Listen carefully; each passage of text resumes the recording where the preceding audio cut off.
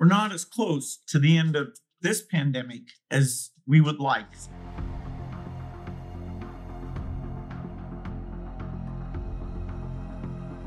None of the COVID policy for the last year was driven by reliance on science. It's all opinion poll.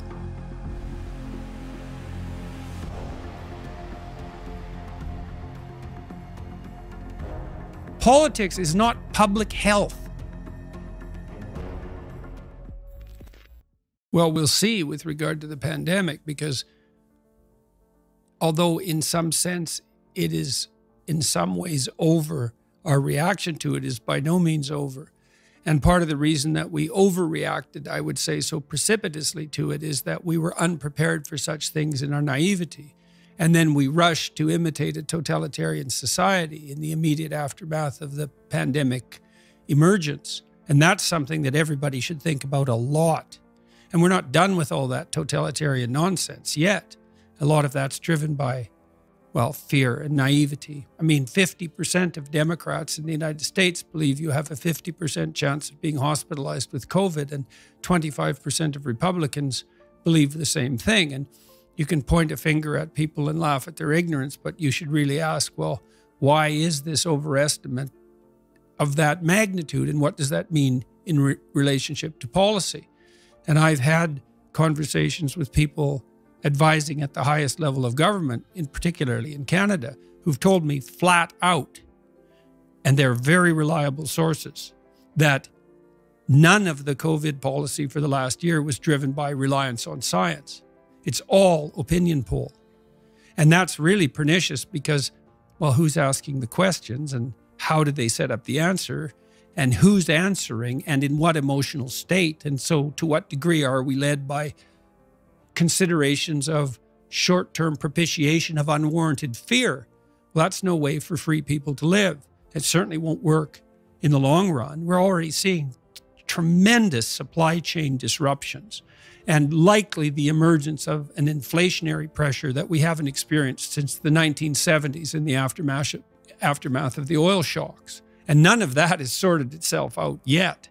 I believe that we will conclude that our response to the pandemic caused more death and misery than the pandemic itself. And we have no end game in sight. Another thing I asked the people that I was speaking with is like, well, when is this over? Well, we don't know. Well, what would over look like? Well, we don't really know. And now what you see is this insistence on about a monthly basis that a new and radically different variant has emerged. And this viruses mutate all the time, but this virus particularly mutates. And there are small mutations and medium-sized mutations, numbers, let's say, and also effect, and larger scale mutations. When is that a variant? Well, how about whenever it's convenient for the pharmaceutical companies? You think, well, that's cynical. Is it now? The biggest lawsuits in the history of the American judicial system have been levied against the largest pharmaceutical companies on a regular basis for the last 20 years. And since when has it been a proposition of the political left that pharmaceutical companies necessarily have our best interests in mind? Now, I'm not particularly cynical about pharmaceutical companies. I think they have a hard job, both in terms of research and development and marketing and sales. And they're going to do what they can to market and sell. But that doesn't mean that they are now to be the arbiters of all public policy, because our politicians are too cowardly and incompetent to do anything but devolve their responsibilities to so-called experts, domain experts. Politics is not public health. That's medicine. Politics is the art of analyzing the entire situation and charting a course forward, all things considered. And for politicians to trot out the experts and say, follow the science, just means that they've abdicated their own responsibilities. And I think it's appalling.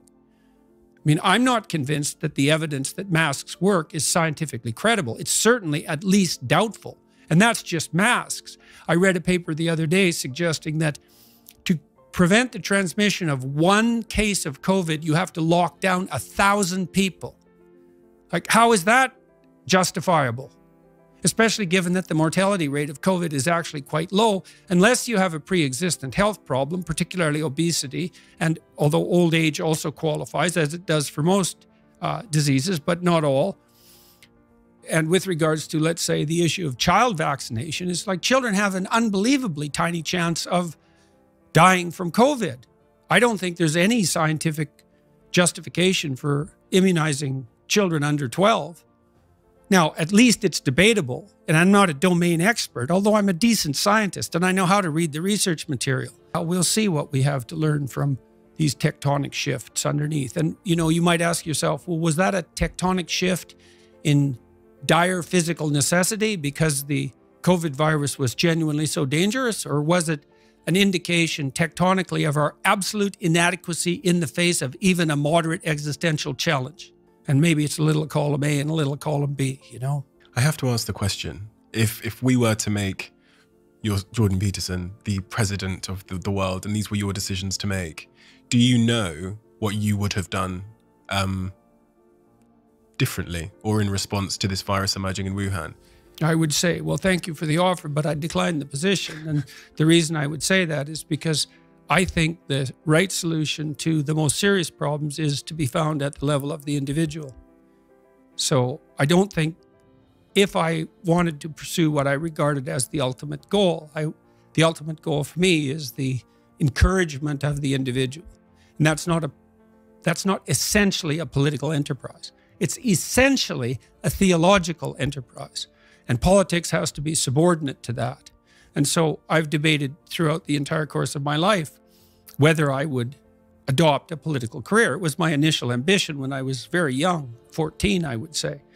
But when push came to shove at every decision point in my life, if I had to choose between working on the encouragement of the individual and pursuing a political career, I always chose the former. And that's happened every time the decision has come up. I've been approached by people in Canada to involve myself more deeply in a practical role, and also publicly as a political figure. But I'd rather do what I'm doing. I'm in contact with people working politically all the time, both on the people in the middle, people on the right, people on the left. I'm agnostic about that because I know full well that conservatives have something to say and left-leaning liberals have something to say. It's basically predicated to some degree on their temperament. So conservatives tend to be more conscientious. So that's orderly and industrious, dutiful, patriotic, willing to make and keep verbal contracts, reliable, capable of implementation at the level of detail. That's kind of conservative virtues there, but they tend to be lower in creativity, openness to experience. They don't think as divergently, and their conscientiousness tends to constrain their creativity. Whereas the liberal types, they're high in openness to experience. That's the creativity dimension, but they tend to be lower in conscientiousness, particularly orderliness. And so what that means is those with a liberal temperament tend to be creative/entrepreneurs, and those with a conservative temperament tend to be managerial and administrative. That doesn't mean they can't run businesses. Well, you want a conservative person to run your business. You might want a more liberal person to pepper you with off-the-wall ideas, you know. And then if you're going to run an enterprise, business, or a society, there has to be a continual dialogue between people of different temperaments so that we can keep the ship of state, let's say, tracking to an ever-moving destination. That's why free speech is so necessary. It's not another right. It's the right. So because none of us know what's going on in the final analysis, because the future is different than the past, really, we have to talk about what to do all the time. Because even if we made wise decisions in the past, that doesn't mean that we can mindlessly replicate those decisions right now in the present to deal with a changing future. So I want to help encourage people to become the sort of people who can engage in that free dialogue.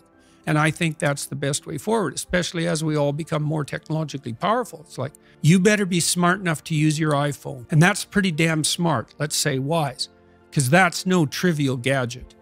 And if you're not careful with it, it will turn on you. It will build authoritarian presumptions into our artificial intelligence systems, for example. and then look the hell out.